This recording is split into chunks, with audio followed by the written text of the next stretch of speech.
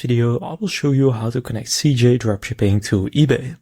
To do this, go and open up CJ Dropshipping. If you don't have an account yet, you can sign up for free through the link down in the description. And after you do that, just go to the left menu here, scroll down until you see authorization.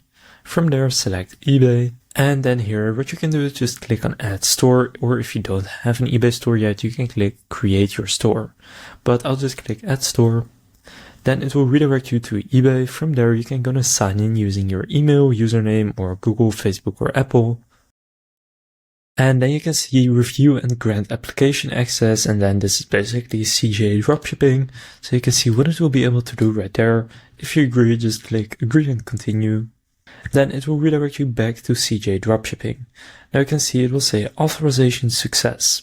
Now, if you go to CJ Dropshipping and just find a product you want to add to eBay, for example, this brush, you can click List. And then here in the import section, you should then be able to select eBay as the store that you are importing it to. So you can see if I click on the drop down, I can now select eBay right there. Now you just have to enter all of the details and stuff like that. And then once you click listed now, it will then be listed on your eBay store. Now if on CJ Dropshipping, you go in the left menu to my dashboard right there. And then from there you scroll down. You will then also see eBay where you can see your orders and revenue and stuff like that. So now you know how to connect CJ Dropshipping to eBay. If this video was helpful, please consider leaving a like and subscribing to my channel.